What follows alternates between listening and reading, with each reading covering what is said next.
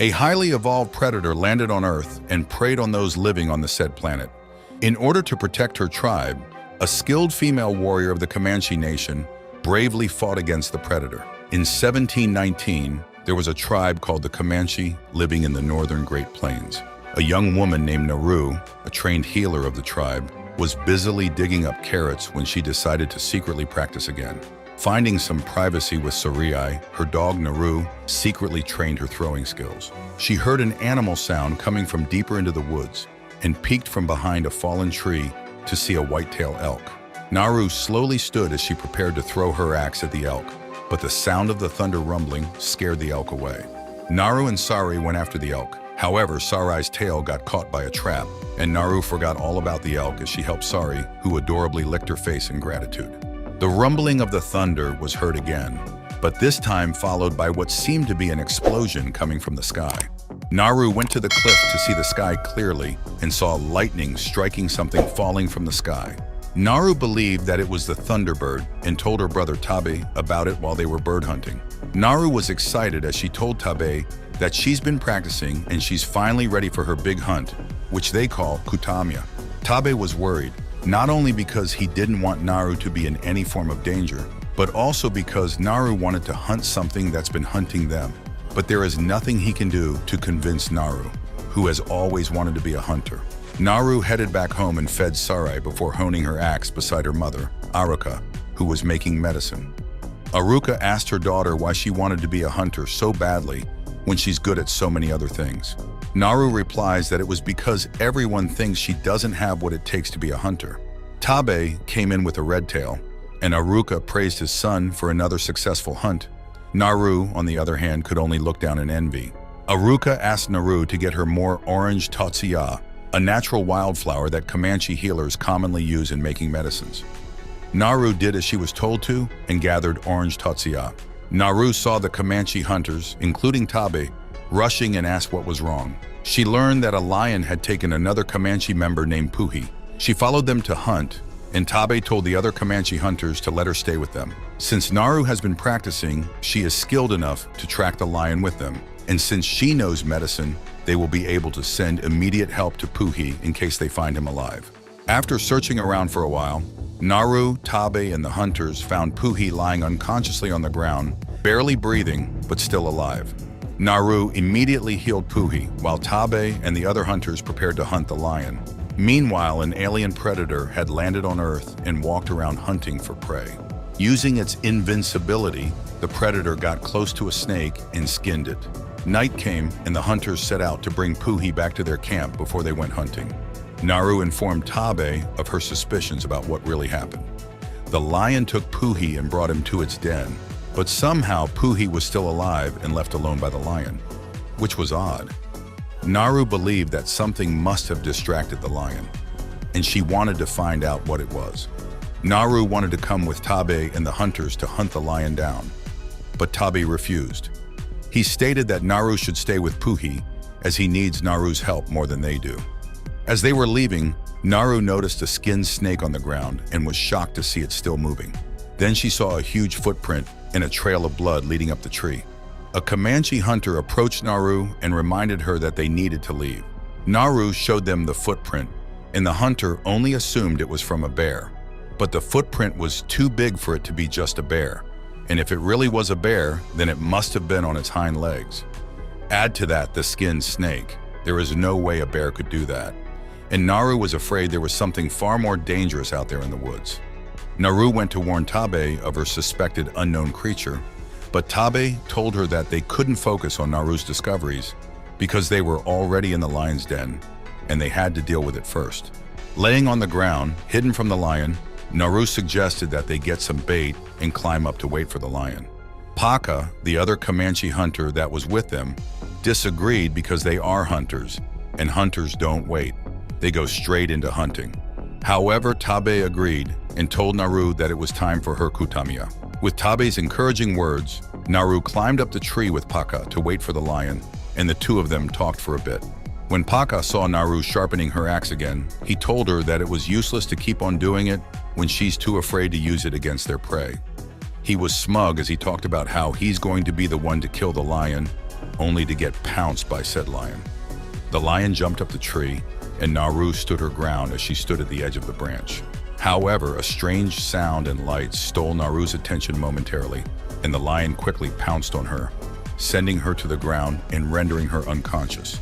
Naru was taken back home, and Aruka tended to her. When Naru regained consciousness, she worried about her brother, who she was told went after the lion after carrying Naru back home. Naru wanted to follow Tabe, but Aruka advised her not to. Aruka told her daughter that she was wrong to think that Kutamiya meant to prove she could hunt, because what Kutamiya truly meant was to survive. They heard a child announcing Tabe's return, and the Comanche tribe members proudly looked on as a bloody Tabe returned with the beheaded lion. Tabe earned the title of war chief, and the whole tribe celebrated for him. Naru, on the other hand, was still worried, as she believed there was something out there that was far more dangerous than anything anyone had ever faced. When Tabe saw Naru walking away, he stopped her from leaving, and Naru was disappointed when she realized that even her own brother didn't believe in her. The next day, Naru woke up early in the morning and left their camp without anyone noticing. She found another huge footprint on the ground and used a stick that Sari gave her to check its size. Naru then attached a rope to her axe to make it easier to retrieve it again after throwing it. With her upgraded axe, hunting down a few rabbits was a piece of cake for Naru. She ate and rested with Sari for the night before continuing her journey the next day. Meanwhile, the predator had hunted down a wolf and went to a cave, where he sprayed something on the wolf's skull before attaching it to his belt as a souvenir. Naru walked out of the woods and into the clearing. Naru was horrified at the sight of the innocent animals who had been brutally killed and prayed for them. She continued her search when she noticed white strings attached to the trees. She stepped towards the strings but fell into a bog pit. She used her axe to escape the bog pit, and after several mistakes, Naru finally succeeded. Naru cleaned herself up and crafted a bow she could use to hunt down the grizzly bear by the river. But the string on the bow snapped and it captured the attention of the grizzly bear. The bear ran up to Naru, who was still trying to fix the bow, but Sarai bravely distracted the grizzly bear so it would chase him instead, giving Naru enough time to fix the bow and go down the river.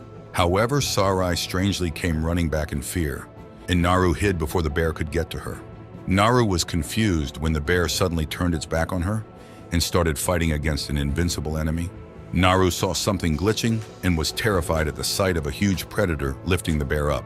Naru quickly swam away, letting the river take her away from whatever she saw, and the predator only watched her do so.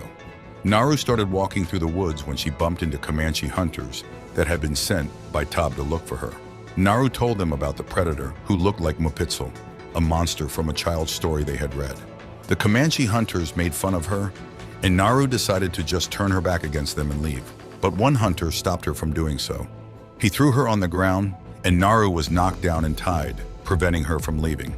The hunters soon realized that Naru was telling the truth when the predator came to kill them one by one. Naru untied herself and quickly fled from the scene, trying to escape from the predator with another hunter. But the hunter was caught and brutally killed, while Naru never stopped running. However, Naru's leg got caught by a trap, and she was found caged by the Frenchmen. An interpreter, Raphael Adelini, approached Naru to ask her about the predator. Just like Naru, the Frenchmen had also encountered the predator, and they wanted to capture the creature. But Naru refused to talk, and the leader of the Frenchmen, known as Big Beard, revealed Tabe, whom they had also captured. They made a cut on Tabe's stomach in front of Naru and then tied them up together to use as bait for the predator. It was a huge mistake for the Frenchmen, as the predator killed them first before making his way towards Naru and Tabe. But the Frenchmen were smarter than they looked and had already set up a trap. Unfortunately for them, they still weren't smarter than the predator, who had easily wiped out everyone who came to mess with him. While the predator and the Frenchmen were fighting, Naru told Tabo that the predator hunts in a different way, because when the predator found her trapped earlier, he only left her alone. Naru and Taban then seized the opportunity to escape. Tabe went to the Frenchmen's horses, while Naru headed to the Frenchmen's camp to save Sari from the remaining Frenchmen who stayed in the camp. Naru ordered Sari to go to Tabe, while she stayed behind to bravely face the Frenchmen. After Naru defeated the Frenchman, an injured Raphael showed her the gun and promised to teach her how to use it as long as she helped him. Raphael taught Naru how to use the gun, and Naru gave Raphael the orange totsia to heal him. When they heard the sound of the birds flying away in a hurry, Naru quickly left and hid behind a tree. Raphael was still unable to stand due to his injuries and decided to play dead. The orange tatsuya that Naru gave him made him feel cold, and due to his reduced heat, the predator cannot detect him. But then the predator stepped on Raphael, causing him to scream and get killed. Then Sairi came to Naru's aid, and Naru watched in fear as the predator aimed at Sairi. Fortunately, Tabi came right on time and hit the back of the predator's head, causing his mask to come off. Naru was hit with the realization that the predator has very bad eyesight, especially without the mask on, and came up with an idea. While Tabe was facing the predator, Naru crafted a medicine made out of the orange tatsuya. She then ran to her brother to help him fight against the predator. But Tabe only told her to run. Since Tabe attacked the predator, the latter now thinks he's the threat, while Naru isn't. Even if they escaped together, the predator would never stop hunting Tabe down. Naru watched in sorrow as the predator struck Tabe. Tabe, even in his last moments, still fought to protect Naru, and the latter abided by her brother's wishes, fleeing and accepting her brother's sacrifice. In the northern Great Plains, the hunters who were sent to find Tabe, Naru, and the other hunters returned with bad news. Everyone was dead, and the tribe was stricken with grief. Naru, on the other hand, stayed by the river until she fell asleep. When she saw Big Beard nearby, she remembered how Big Beard made her brother bleed in front of her and captured him. Big Beard and the rest of the Frenchmen easily captured Naru, thinking that she wasn't a hunter like them. Just like the predator who didn't deem her a threat, Naru decided to use that to her advantage. Since she wasn't a threat to anyone, not even the predator, no one would think that she would make a move. Naru drank the orange tatsuya she made and stood still, watching as the predator slowly stalked towards the Big Beard and then killed him. The predator turned his back on Naru and the latter shot him in the back of the head. It wasn't enough to kill the predator, but it was enough to send his mask flying off his face. Naru grabbed the mask and climbed on top of a tree branch, waiting and preying on the predator.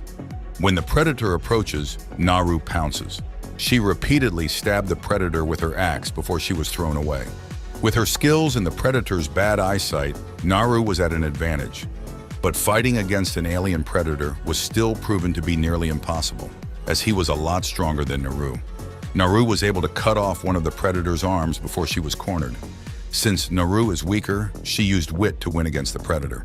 She caught the predator off guard and climbed on top of him, tying the rope of her axe around him and sending him into the bog pit. Naru waited as the predator climbed out of the bog pit and aimed his gun at her. Naru told the predator that that was as far as he would go, and he had lost. Unbeknownst to the predator, his mask was stuck in between two stones facing him. So when he pulled the trigger, his own mask detected him and identified him as a threat. And so he killed himself with the bullet that was meant for Naru. Seeing that she had won, Naru screamed in delight and returned to her nation with the predator's head. The whole Comanche tribe welcomed her as she threw the predator's head on the ground in front of the tribe leaders. She suggested moving somewhere else where they could be more safe. A ritual was performed, and Naru became the new war chief of the Comanche tribe. At the start of the closing credits, a ledger art painting summarized everything that happened in the movie, and its ending showed a depiction of 3 predator vessels entering the earth and heading towards the tribe.